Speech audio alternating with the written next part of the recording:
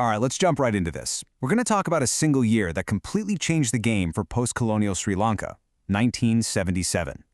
I mean, this was a moment that put the country on a totally new path, and honestly, people are still arguing about the fallout today. So that really begs the question, right? How can one single year of policy changes end up reshaping a country's entire future for generations to come? We're going to break down how these reforms, all happening in a short span of time, sent these massive ripples through everything in Sri Lankan society. We're talking about classrooms, the economy, you name it. Okay, so to make sense of all this, we're going to anchor our story on three main points in time. We'll start with the vision from way back in 1943. Then we hit that radical U-turn in 1977, and finally we'll look at the messy, complicated legacy that Sri Lanka is still dealing with right now. Now, to really get why 1977 was such a shock, you have to understand the dream that came before it. What was the big idea for Sri Lanka in those first few decades after independence?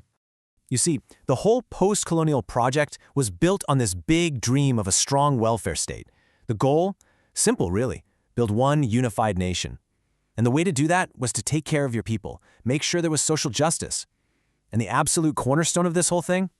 Education.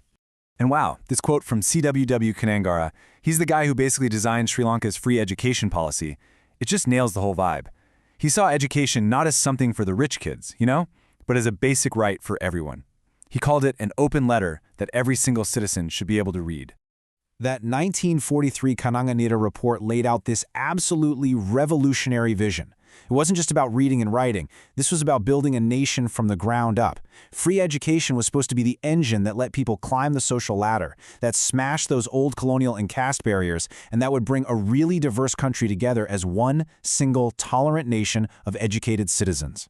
But, well, that welfarist dream slammed right into the hard realities of the late 1970s. And that brings us to the great economic shock. The exact moment everything, and I mean everything, changed.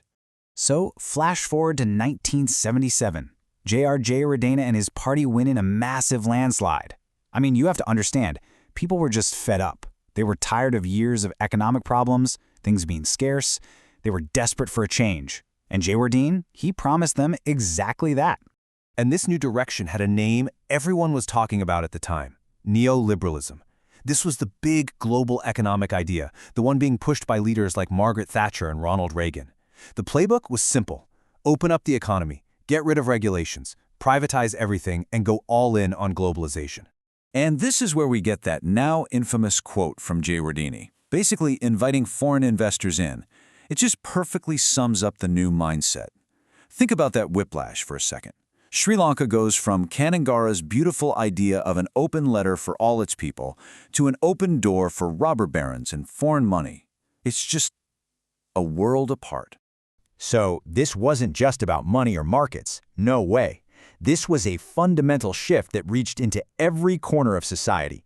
The so-called open economy would end up reshaping the very fabric of Sri Lankan life. Just look at what happened to education. What used to be this universal right, this great equalizer, suddenly became this super competitive arena, and the whole conversation around it shifted. If there were problems in the system, it wasn't a social issue anymore. It was framed as your personal failure. It was on you, not the system. And this really shows you the bigger picture of the economic switch. Before 77, you had a welfare state paid for by state-run agriculture: tea, rubber, coconuts. After 77, the whole engine flipped. Now it was all about market-driven growth, with these new free trade zones, export manufacturing, and a huge push into service industries. And here's where things get really weird. It's a strange paradox, right? The economy is opening up to the world, but at the same time, the political system is closing down. Jayawardene has centralized all this power into a new executive presidency. And what did people see? They saw that opening the markets came with a dose of authoritarianism and, tragically, a major spike in ethnic conflict.